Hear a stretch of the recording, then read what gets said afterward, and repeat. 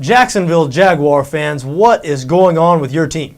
As you may know, the BETDAQ NFL War Room, this studio right here, is in Ponte Vedra, Florida, about 30 miles away from Everbank Field. So we get plenty of Jaguar news, and I know there was a lot of positivity heading into this season. A lot of people were hoping that the Jags are going to be improved, especially on offense.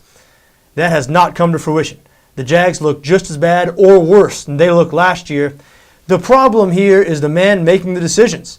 General Manager Gene Smith, this is a guy who the team has steadily gotten worse under his watch. He's been the general manager for 4 years now. Team has steadily gotten worse, has not drafted a single Pro Bowler, has not drafted a single player on the cusp of a Pro Bowl. Yet this past offseason, when Shad Khan bought the team from Wayne Weaver, Gene Smith was extended, thereby extending the mediocrity and the losing for this Jacksonville Jaguars franchise. Now, this week they host the Chicago Bears. Chicago a 4.5-point favorite in this game on BETDAQ, 41 the total, and this number seems kind of low. And the last two Jaguars home games against Houston and against Cincinnati, again, we're right here. We get all the Jaguar news there is. I mean, I used to host a sports talk radio show in the Jacksonville area, so very familiar with the Jaguars and what they've done over the last couple of years. And when I saw the lines in their first two home games against Houston and Cincinnati, as I said, both those lines felt very small to me. It felt like, wait a second, what do these people know about the Jaguars that I don't know? As a matter of fact, the Houston game, it scared me off of that game because there was line movement that week in the Jacksonville direction. I believe the day before the game, or the morning before the game, the line moved below Houston -7 to Houston -6.5 or something. And I just thought, I sat here and looked at it. I thought, are these people seeing something that I'm not seeing? I see this Jaguar team all the time. What do they see that I don't? What am I missing? Again, last week in Cincinnati, the Bengals only a 1-point favorite to open the week. And by the time the game kicked off, Jacksonville had actually moved to a 1-point favorite. A lot of Jacksonville love in Vegas. Once again, I'm scratching my head. I think, what do these people see from the Jaguars that I'm missing? And the answer is nothing. Nothing.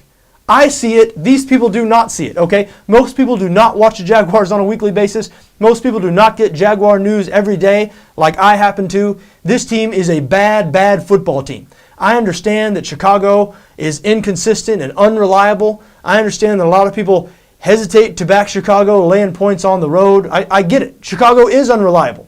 Jay Cutler is a tough guy to root for, a tough guy to bet on, because sometimes he'll walk off the field. It doesn't look like he cared as much about that interception as you did, even though you've only got your $50 bet or whatever you've got on it. So Jay Cutler is a frustrating guy to back. I understand. I don't like rooting for Jay Cutler, don't like betting on Jay Cutler. However, Chicago Bears, clearly the better team in this situation. Now the Jags, they were good on defense last year. I do not understand why their defense has been as bad this year as they have been. I know they've dealt with injuries. Darryl Smith, one of their best defensive players, has been out all year. Derek Cox, one of their better cornerbacks, has been in and out of the lineup this year. But Cox, he's been injured throughout his entire Jacksonville career, so that's pretty much par for the course. I lean toward Chicago in this game. Am I going to bet on the Bears? I don't think I am. Don't think I'm going to make them one of my picks. Don't think I'm going to make them one of my bets because I don't like betting on Jay Cutler. Chicago is an unreliable team, and I do expect the Jacksonville defense to respond with a little bit of pride. I look for this game to be low scoring. I do lean towards the under. If I do have a play on this game, it will be under 41 points. I know the Chicago offense has been explosive this year. They've been a lot better than they have been in years past, but this Jacksonville defense was 6th in the league last year in total defense. Most of those same players are back. Same coordinator, Mel Tucker, is back. They just haven't played quite as well this year as they played last year. Their second home game in a row now. I do expect them to step up and limit the Chicago offense. However, does Blaine Gabbert and that Jacksonville offense, do they have any prayer of moving the ball, of scoring points consistently against Chicago? No, I don't believe they do.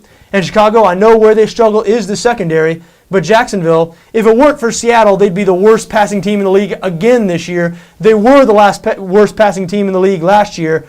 There just are very few bright spots when you're analyzing this Jaguars offense outside of running back Maurice Jones-Drew. Jones-Drew, one of the best running backs in the league, he continues to produce despite the fact that everybody in the building, the fans, the opposing defense, everybody knows he's going to get the ball. He does get the ball, still produces. And Jacksonville's offensive line, a good run-blocking offensive line, but they really struggle in pass protection. We saw Blaine Gabbert just harassed all week last week. And this is not a good guy under pressure. If you're gonna want a quarterback who is harassed and who's pressured, you don't want Blaine Gabbert. Well documented last season, his struggles under pressure. We don't want to go so far as to say that Blaine Gabbert was scared or a coward or anything like that, because that's easy to say sitting here in an air-conditioned studio. I'm not the guy out there having 250-pound linebackers bearing down on me. However, I'm not getting paid millions of dollars like Blaine Gabbert is. Gabbert's been a tremendous disappointment throughout his first year and a half. A lot of people were expecting big improvement from him this year. I just haven't seen it. Have not seen it. I was listening to the radio this morning, the local sports talk radio in Jacksonville, and I was hearing some guy say, well, Blaine Gabbert's obviously improved this year. Really? Has he? Has he improved? 52 yards passing against the Houston Texans. The following week, in their big moment, the 80-yard game-winning touchdown pass to Cecil Shorts to beat the Indianapolis Colts, that was more yards than the offense had passed for the rest of the game combined. So again, they were impotent last week against the Cincinnati Bengals. Until further notice, I hold out little to no hope for this Jacksonville offense. This is a terrible, terrible offense. And quarterback Blaine Gabbert appears to me to be turning into David Carr. David Carr, remember the Houston Texans drafted him #1 overall once upon a time.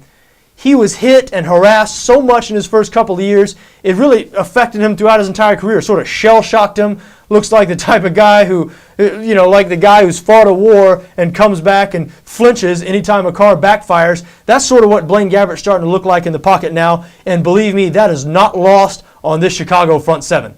This is a group that can get after the passer. I'm sure they're winking at each other in the film room this week, giving each other the pound, just thinking about how they're going to get after Blaine Gabbert this week. So I lean towards the Bears -4.5 in this game. The bet I like a little better than that is under 41. Not sure I'm going to be doing anything. Think I'm going to sit back and watch the Jacksonville Jaguars, in all likelihood, get humiliated at home once again.